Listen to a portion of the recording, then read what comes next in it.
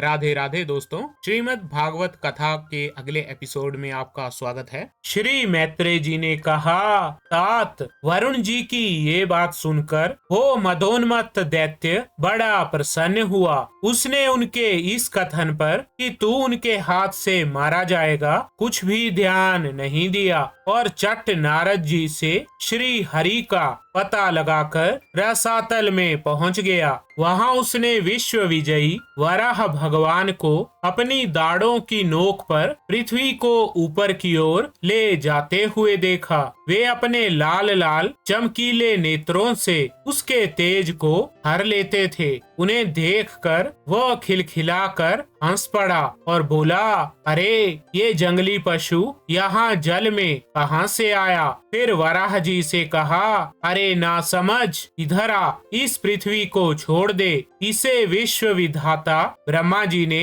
हम रसातल वासियों के हवाले कर दिया है। रे सूकर रूपधारी सुराधम, मेरे देखते देखते तू इसे लेकर कुशल पूर्वक नहीं जा सकता। तू माया से लुक छिप कर ही दैत्यों को जीत लेता और मार डालता है। क्या इसी से हमारे शत्रुओं ने हमारा नाश कराने के लिए तुझे पाला है? मूढ़, तेरा बल तो योग माया ही है और कोई पुरुषार्थ तुझ में थोड़े ही है। आज तुझे समाप्त कर मैं अपने बंधुओं का शोक दूर करूंगा। जब मेरे हाथ से छूटी हुई गदा के प्रहार से सिर फट जाने के कारण तू मर जाएगा, तब तेरी आराधना करने वाले जो देवता और ऋषि हैं, वे सब भी जड़ कटे हुए वृक्षों की भांति स्वयं ही नष्ट हो जाएंगे। हिरण्याक्ष भगवान को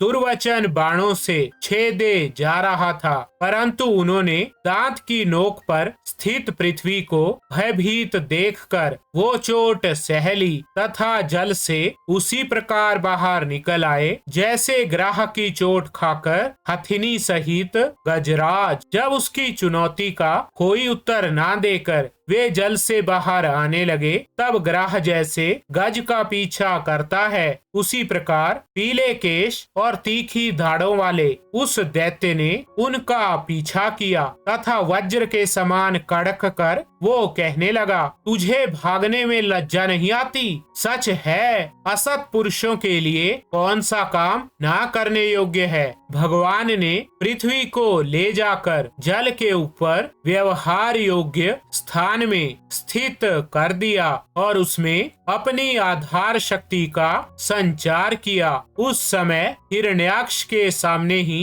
ब्रह्मा जी ने उनकी स्तुति की और देवताओं ने फूल बरसाए। तब श्री हरि ने बड़ी भारी गदा लिए अपने पीछे आ रहे हिरण्याक्ष से, जो सोने के आभूषण और अद्भुत कवच धारण किए था, तथा अपने कटु वाक्यों से उन्हें निरंतर मर्माहत कर रहा था, अत्यंत क्रोध पूर्वक हंसते हुए कहा। तो ठीक है दोस्तों, श्रीमद् भागवत कथा के इस एपिसोड में बस इतना ही। राधे राधे।